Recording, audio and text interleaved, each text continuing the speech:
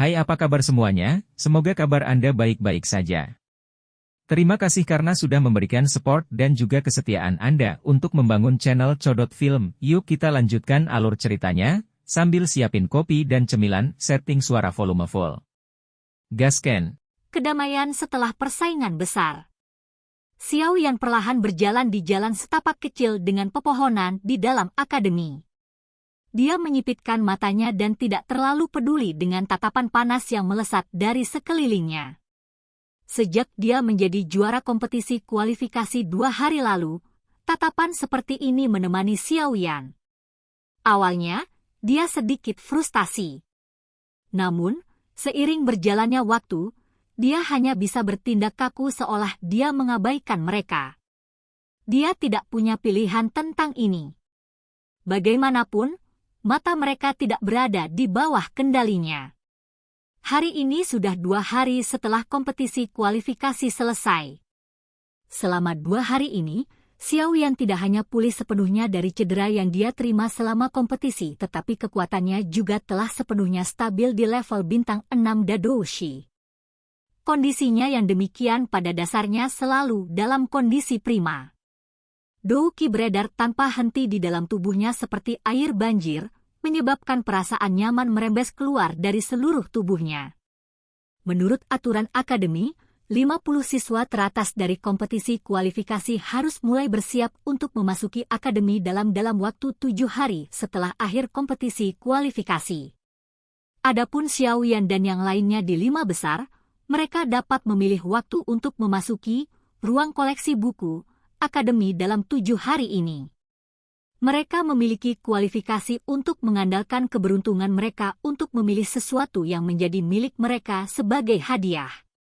Xiao Yan juga sangat tertarik dengan Book Collection Hall yang misterius itu, yang bahkan Sun Er terus-menerus mengingatnya.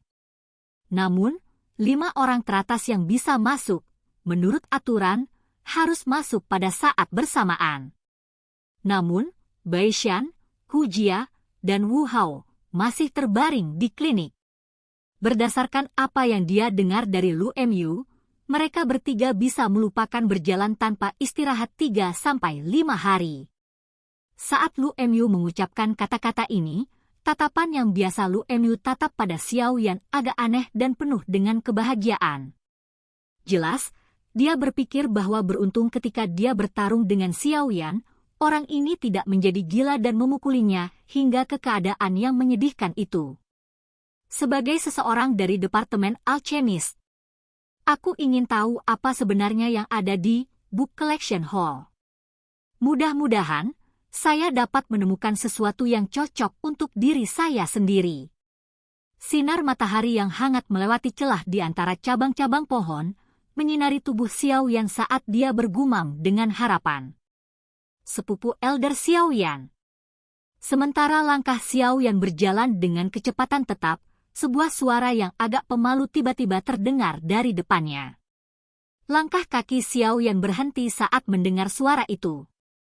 Dia membuka matanya yang menyipit dan melihat ke depan, hanya untuk melihat sekelompok wanita muda yang lincah dan cantik. Di antara kelompok wanita muda ini, Xiao Mei sedang berkerumun seperti bulan yang dikelilingi oleh bintang. Sejujurnya, dengan penampilan Xiao Mei, dia bisa dianggap di antara elit, bahkan di akademi ini. Saat ini dia agak tidak nyaman saat dia menatap Xiao Yan yang berjalan mendekat. Ini adalah seorang pria muda yang telah menggunakan kurang dari 10 hari untuk meningkatkan reputasinya ke puncak dalam akademi ini, di mana banyak individu berbakat berkumpul. Wow, Xiao Mei, dia benar-benar sepupumu? Dia sedang berjalan di atas. Di samping Xiao Mei, para wanita muda itu menatap Xiao Yan yang perlahan berjalan mendekat. Kemerahan tanpa sadar dan dengan cepat muncul di wajah mereka.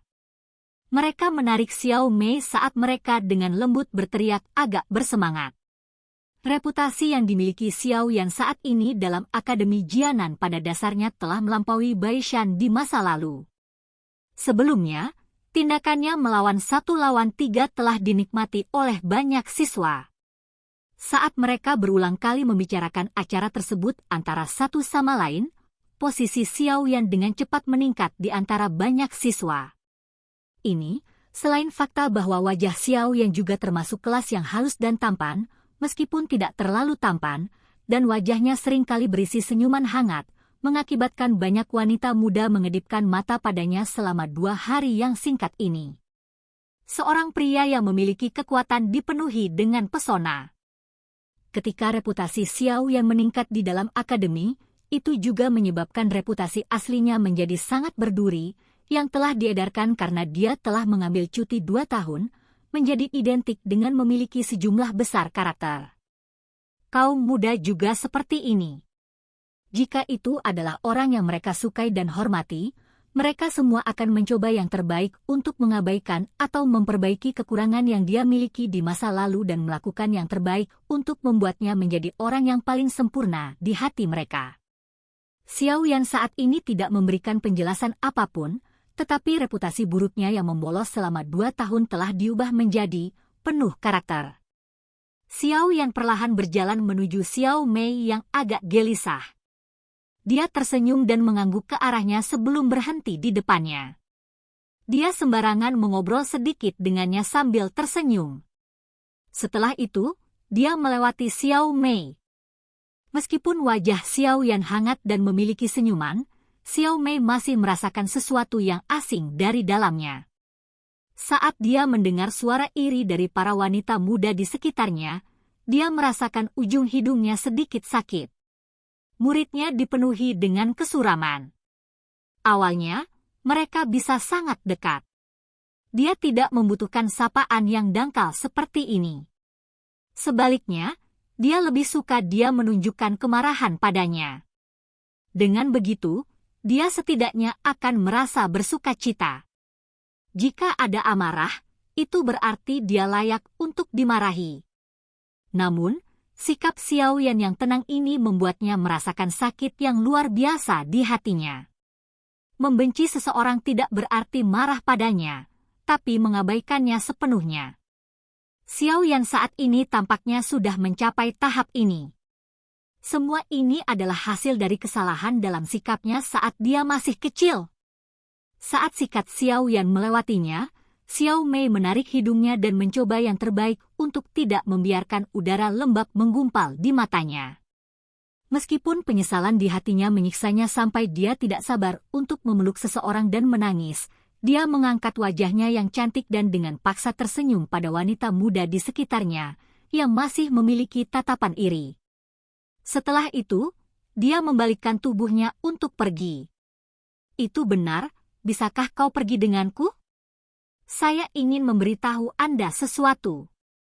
Saat Xiao Mei yang sedih hendak pergi, sebuah suara yang tersenyum tiba-tiba terdengar, menyebabkan tubuhnya menjadi kaku di tempat. Dia buru-buru berbalik, hanya untuk menemukan Xiao Yan yang berwajah hangat. Setelah terkejut, dia buru-buru mengangguk. Dia tidak mengucapkan selamat tinggal kepada wanita muda di sekitarnya saat dia dengan cepat mengikuti Xiao Yan di bawah tatapan iri para wanita muda itu. Tatapan aneh mengikuti mereka sepanjang jalan saat Xiao Yan memimpin Xiao Mei perlahan menuju danau yang tenang.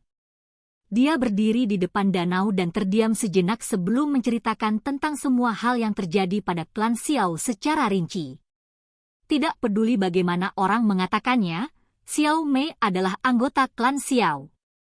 Dia berhak mengetahui bahwa klan tersebut telah pindah. Apalagi, Xiao Yan merasa bersalah atas masalah pemindahan klan. Jika bukan karena konfliknya dengan Misty Cloud Sector, klan tidak perlu terlibat dengan cara ini. Meskipun klan ini tidak meninggalkan kesan yang baik sejak dia masih muda, klan tersebut pada akhirnya adalah darah dan keringat ayahnya dan berbagai leluhur klan Xiao. Sekarang ayahnya hilang, dia, Xiao Yan, harus menjadi penjabat kepala klan dari klan Xiao. Orang akan tahu tentang ini dari saat ketiga tetua memutuskan untuk menyerahkan bidak giok misterius, yang merupakan pusaka keluarga yang juga memiliki kemampuan untuk menyimpan setitik roh milik kepala klan.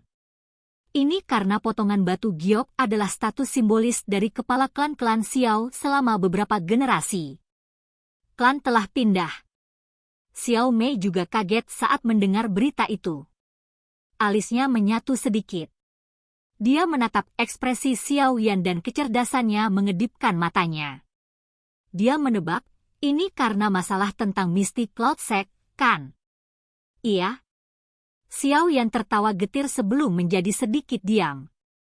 Nada suaranya tiba-tiba menjadi jauh lebih dingin. Aku membunuh salah satu tetua mereka dan setelah itu, hubungan kami menjadi tegang sejak itu. Saya akan menyelesaikan masalah ini dengan baik dengan mereka ketika saya kembali ke Kekaisaran Jia Ma di masa depan. Selama periode ini sebelum saya kembali, Anda harus mencoba untuk tidak kembali ke Kekaisaran Jia Ma sebanyak mungkin.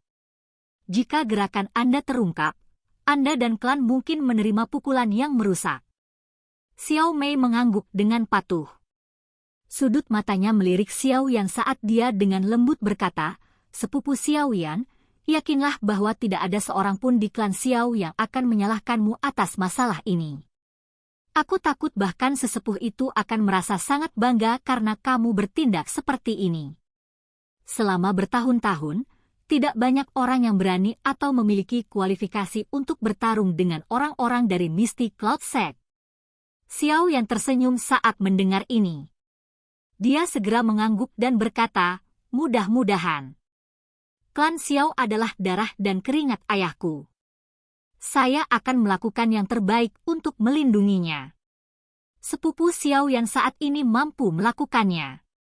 Saat itu, kata-kata Xiao Mei tiba-tiba terhenti. Wajah cantiknya menjadi pucat dan tangannya sangat ingin menarik-narik mulutnya sendiri. Tidak mudah untuk akhirnya memiliki suasana yang hangat, tetapi dia harus memilih untuk mengemukakan masalah itu. Ya, biarkan hal-hal yang dulu tinggal di masa lalu. Kami bukan lagi anak-anak dan tidak ada gunanya terus mengingat hal-hal itu. Tatapan Xiao Yan berhenti di permukaan danau yang berkilau. Dia menoleh dan menatap sikap khawatir Xiao Mei sebelum berkata, "Tidak peduli apa yang terjadi, kamu selalu merupakan sepupuku yang lebih muda. Jika kamu memiliki masalah di masa depan, kamu dapat datang dan menemukanku. Meskipun saya tidak memiliki kekuatan untuk melindungi nasib klan di Kekaisaran Ma Jia, saya dapat memastikan bahwa anggota klan Xiao tidak akan diganggu di dalam Akademi Jianan ini." Xiao Mei menghembuskan nafas di dalam hatinya. Kata-kata Xiao Yan ini menyebabkan senyum tambahan muncul di wajah Xiao Mei saat dia mengangguk. "Baiklah, saya juga harus kembali. Ingat, jika ada masalah, temui saya di mana instruktur Ruo Ling tinggal." Xiao Yan tersenyum dan menepuk bahu Xiao Mei. Dia segera berbalik sebelum berjalan keluar jalan kecil.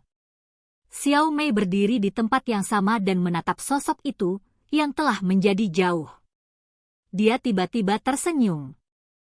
Ini sepertinya menjadi kesempatan untuk memecahkan kebuntuan di antara mereka berdua, bukan?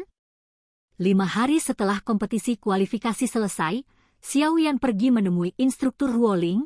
Sun Er dan Xiao Yu sama-sama hadir ketika dia kembali ke rumah unik instruktur Ruo Ling. Di depan mereka juga berdiri seorang pria paruh baya, yang mengenakan jubah instruktur akademi. "Keke, tentang apa ini?" Xiao Yan tersenyum dan bertanya saat dia masuk ke ruang tamu. Dia mengalihkan pandangannya ke arah Sun Er. "Xiao Yan Gege, ini adalah instruktur Kulu." Sun Er tersenyum dan melangkah maju. Dia dengan lancar menerima jaket Xiao Yan dan berkata dengan lembut, "Baishan, Hu Jia, dan Wu Hao sudah pulih. Menurut aturan, siang ini adalah waktu kita akan memasuki Book Collection Hall." Langkah kaki Xiao Yan berhenti sebentar. Dia sedikit terkejut. Segera, dia tersenyum dan mengangguk. Itu akhirnya tiba. Dia sangat mengantisipasi apa yang disebut Book Collection Hall yang misterius ini. Sekarang, dia berharap itu tidak akan mengecewakannya. Silakan pergi ke. Oke guys, jangan lupa like, comment, share, and subscribe di channel Codot Film. See you next video. Peace out and bye-bye.